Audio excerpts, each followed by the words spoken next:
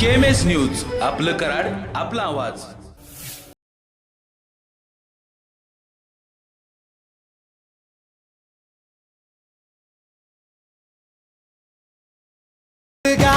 नवरात्री उत्सव मांगल्याचा, उत्सव भक्तीचा, उत्सव स्त्री शक्तीचा.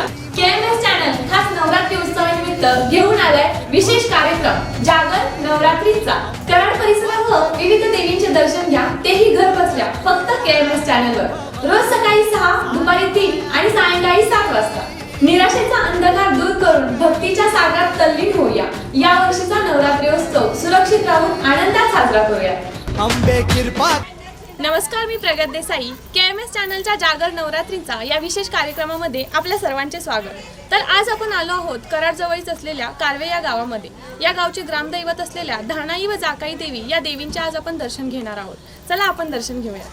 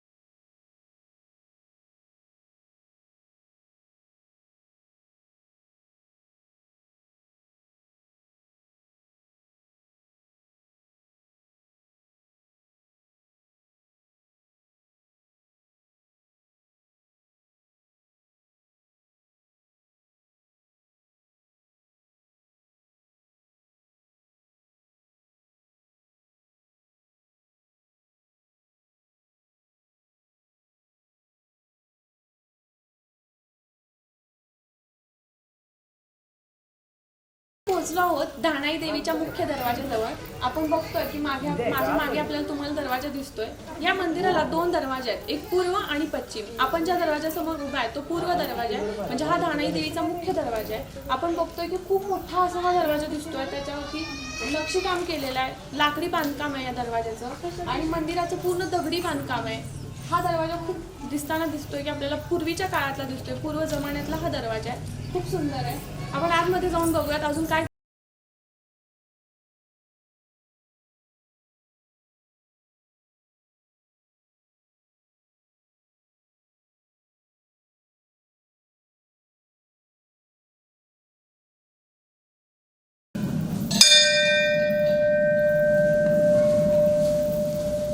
तर हेच ते मुख्य हेमाडपंथीय मंदिर ज्याच्या समोर आपण आता उभं आहोत.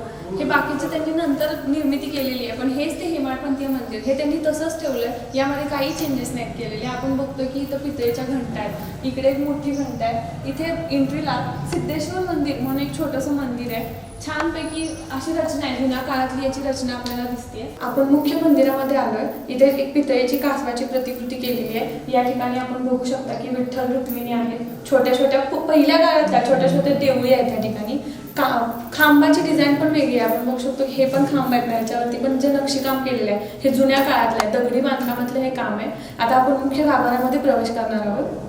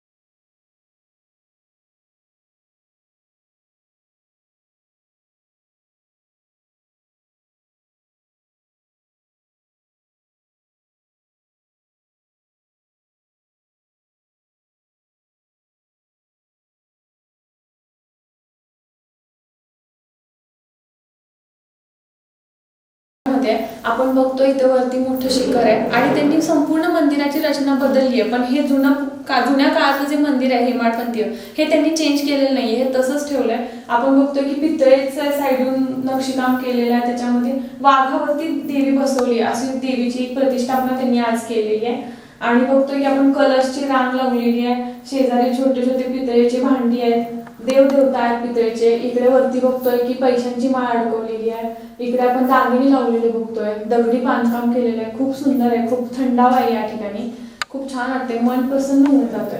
बघतोय की इकडे मोठी समई लावली आहे त्यांनी, खूप चांगली अशी व्यवस्था आहे इथे केलेली.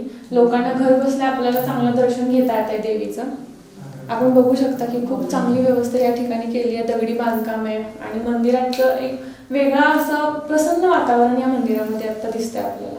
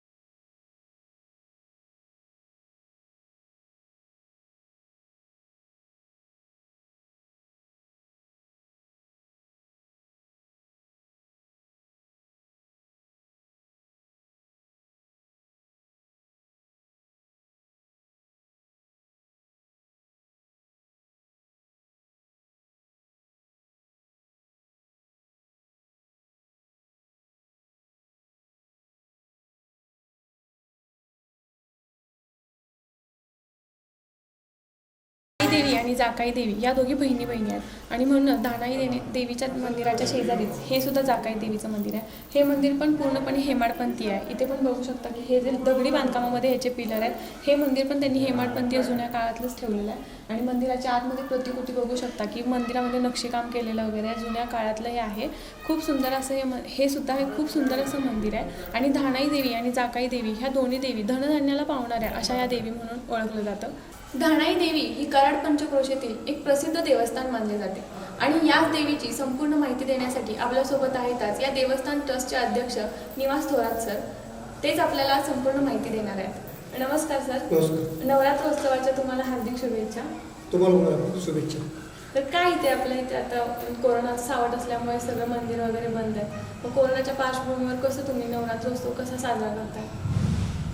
कोरोनाच्या पार्श्वभूमीवर बंदीच असल्यामुळे भाविकांना आत प्रवेश नाहीच आहे, सगळं बंद. आणि उत्सवसुद्धा आम्ही कसं घटस्थापनेपासून इथं प्रत्येक नवरात्राला पारायण असते चांगलं, म्हणजे इथं संपूर्ण या मंदिरात पारायण देवीचं दिवसभर चालू असतं आणि संध्याकाळी गोंधळ भजन हे सगळे कार्यक्रम नित्य रोज असतात.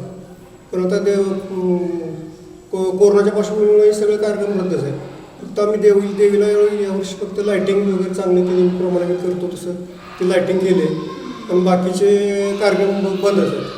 काय वैशिष्ट्य आपल्या देवीचं? देवीचं वैशिष्ट्य म्हणजे ही नवसाला पावणारी देवी आहे. धनाई म्हणजे धन धान्य देणारी, भरपूर देणारी असं हिचं महात्म्य आहे पहिल्यापासून.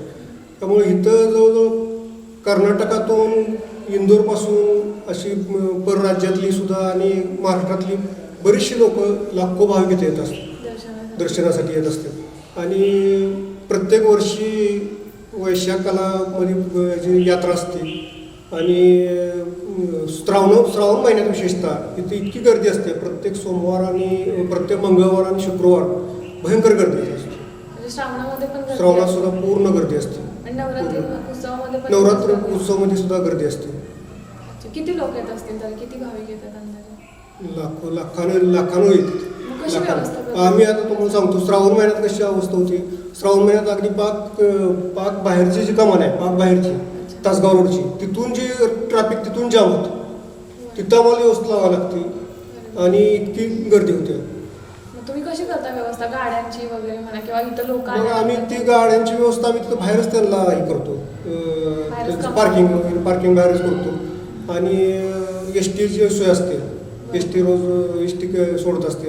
आता तुम्हाला महत्त्वाचं सांगायचं म्हणजे आमचे नेते अतुल बाबा त्यांच्या प्रयत्नामुळे आता ब वर्ग दर्जा आम्हाला ब वर्गात. आणि कराड दक्षिणमध्ये मला वाटतं एकमेव देवस्थान आमचं आहे की ब वर्ग दर्जा मिळाला. तर त्यातून आपण आपल्याला 2 कोटी रुपये त्याच्यातून ही पण मिळाले, विकास निधी पण मिळाला. त्यातून आपण एक आता ही जी रस्त्याची समस्या आहे मोठी, त्यासाठी आपण एक पर्यायी रस्ता इकडून काढला आहे. कोरेगाव इथं जवळच आहे, दर्या मंदिराला लागून पलीकडच्या बाजूला तिकडून एक रस्ता आम्ही सिमेंट कॉन्क्रीटचा रस्ता आता तिकडून आणला. तर त्यामुळं आमची एक चांगली सोय अशी होणार आहे की एका बाजूने यायचं आणि दुसऱ्या बाजून जायचं. त्यामुळे ह्या जो ट्रॅफिक जामचा प्रश्न आहे त्यातून बरीचशी मुक्ती त्याच्यामुळे मिळणार आहे. आणि ब वर्ग देवस्थानमधनं कामंसुद्धा बरीचशी आता इथं भक्तनिवास चांगल्या प्रकारे झाले. आता बाहेर बघत दिसते ते भक्तनिवास झाले, पेविंग ब्लॉकचं काम झाले आणि तिथं संडास मोतारी वगैरे त्याचं सुद्धा काम केले चांगलं. म्हणजे राहण्यासाठी पण इथं राहण्यासाठी व्यवस्था आहे. इथे असं राहण्यासाठी पूर्ण आपल्याला आहे. मंडप टाईप दिसते. मग लग्न वगैरे काही लग्न असतात, लग्न असतात की इथं प्रत्येक तिथीला लग्न असते. ते सुद्धा हो. 1 वर्ष आता हे कोरोनामुळे सगळं बंद आहे. नंतर लग्न असतात, काही प्रत्येक तीत मोकळी नसते. भक्तांना इथं दर्शनासाठी लाईन वगैरे ती व्यवस्था आम्ही करतो की इथं असं बॅरिकेड्स वगैरे मांडून लाईन व्यवस्था खूप लांब मोठी रांग असते. हो. श्रावण महिन्यात तर भयंकर मोठी रांग मंदिराच्या बाहेरपर्यंत जाते. आम्हाला जरा मंदिराची माहिती द्या ना की देवीचं काय वैशिष्ट्य आहे किंवा कसं आहे देवीचं. तसं पुरातन आम्हाला फार पूर्वीची अशी जास्त म्हणजे इतिहास उपलब्ध आम्ही आता चालला आमचा प्रयत्न इतिहासकारांच्याकडून माहिती काढायची. पण तसं इतकं काही इतिहास आम्हाला जास्त प्राप्त झालेला नाही. परंतु पूर्वीचं असं सांगत होते की ही धानाई आहे, म्हणजे धान्य दहन वगैरे आपल्याला न मागता देणारी. तर हिचा असा पूर्वीचा इतिहास होता. पूर्वी ज्यावेळेस मंदिर बांधलं तरी 300 वर्षापूर्वी बांधले. जुनं हे वाडपत्ते मंदिर पुढचं आहे ते अजून दिसते बघा तसं आहे ते. तर ते आतमध्ये तसंच आहे. बाहेरचा तेवढा विकास केला आपण. तर ते त्यावेळेस असं होतं त्यांचं म्हणणं की पूर्वज आमचे सांगतात की ती गौंडी वगैरे जे लागत होते, सगळे जे कारागीर वगैरे लागत होते, त्यांचे पैसे आपोआप संध्याकाळी मिळायचे, उपलब्ध होते. आत्ता सुद्धा डॉक्टर भगवान दादा यांनी ह्या मंदिराचा खरं विकास केला. त्यांनी ही ट्रस्टी वगैरे त्यावेळेस अगोदर आता आमचं कसं होतं 3 गावची ट्रस्टी आहे मुख्य मूळ वंश परंपरागत. त्यामुळे त्यावेळेस एवढी जागृत नव्हती त्यांची. 3 गावची 3 असल्यामुळं वाळव्याचे, बह्याचे आणि आम्ही एक असं तिसरं आमचे. तर त्यावेळेस भगवंतांनी लक्ष घालून हे जुनं मंदिर हे करून पाडून साईडचं बाजू पाडून त्यांनी मोठा विकास केला. तर त्यांना सुद्धा अनुभव असं झाला की इथं कमी काय पडत नाही. त्यावेळेस सगळं लोकांच्या मदतीतून देणगीतून असंच ते मंदिर उभं केलं आणि ते सांगत होते अजिबात कमी पडत नाही. आज आता समजा काय प्रॉब्लेम आहे तर कोणतरी येणार, पैसे देणार, ते सगळा प्रश्न भेटणार. अशा पद्धतीने एवढं काही कोटी रुपयापेक्षा जास्त 2-3 कोटीचं काम केले पण अजिबात अडचण आली नाही. पण आम्हाला सुद्धा असे हे अडचण येते की आता समजा काय कमान बांधायचे आम्हाला काय करायचं आहे तर भाविक होऊन येतात की आम्ही करतो, तुम्ही काय करायचं आहे. अडचण ही बिलकुल येत नाही. देवीचं कोणतंही काम करायचं असेल तरी अडचण येत नाही. देवी ती आपल्याबरोबरच करून घेते सगळं. नवरात्र उत्सवाला तुम्ही म्हटलात की इथं कार्यक्रम होतात, मग ते आपण बाहेरून बोलवतात कार्यक्रमासाठी लोक की तुम्ही नाही आम्ही इथं पारायण मंडळ वगैरे इथं गावातलेच आम्ही करत असतो. आणि 9 दिवस पारायण असते. 9 दिवस पारायण असते, गोंधळ असते रोज संध्याकाळी. भजन असते संध्याकाळी.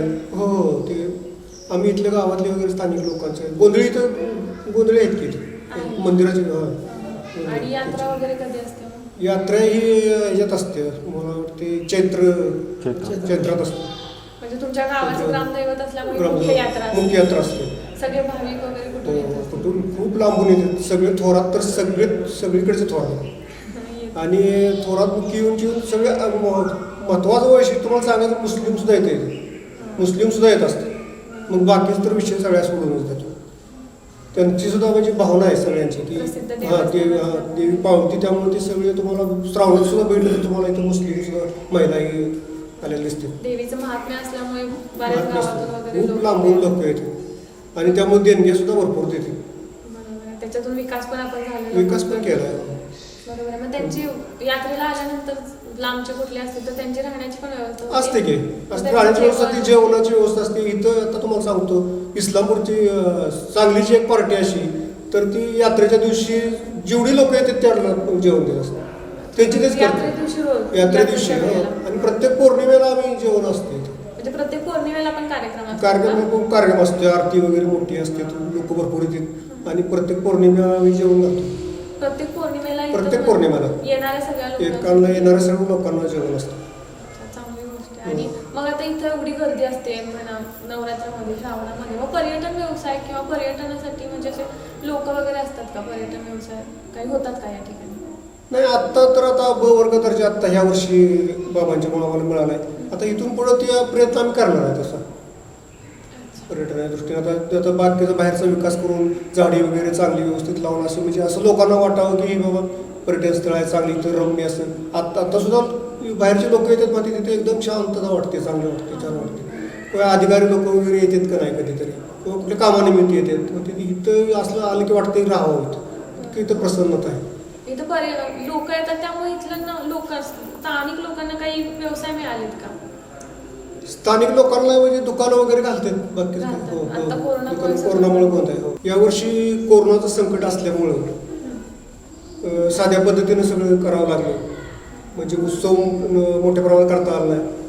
लोकांना सुद्धा भाविकांना खूप अडचण झाली फार. म्हणजे आत येऊन दर्शन घ्यायचं लोकांना झालं नाही, बाहेरून लोकांना येऊन करावं लागलं. पण हे दानेदेवीच्या कृपेमुळं 1-2-3 महिन्यात मला वाटते निश्चित हे कोरोनाचं संकट आपलं टळून जाईल. आणि टळल्यानंतर आम्ही पुन्हा आणखी पूर्वीसारखं मोठ्या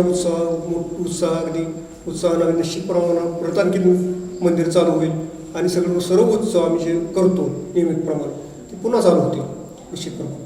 नक्कीच सर, धन्यवाद. तुम्ही खूप चांगली माहिती दिलीत आणि तुमचा वेळ आम्हाला दिलात त्याबद्दल खरंच मनापासून आभार. तर आपण आज जागर नवरात्रीचा या कार्यक्रमामध्ये दर्शन घेतले धाणाई आणि जाकाई या प्रसिद्ध देवस्थानचे. पुन्हा भेटूयात अशाच एका मंदिरासह. पाहत राहा जागर नवरात्रीचा. धन्यवाद. नवरात्री उत्सव मांगल्याचा, उत्सव भक्तीचा, उत्सव स्त्री शक्तीचा. KMS चॅनल खास नवरात्री उत्सवानिमित्त घेऊन आलाय विशेष कार्यक्रम जागर नवरात्रीचा. कराड परिसरासह विविध देवींचे दर्शन घ्या, तेही घर बसल्या फक्त KMS चॅनलवर. रोज सकाळी 6, दुपारी 3 आणि सायंकाळी 7 वाजता.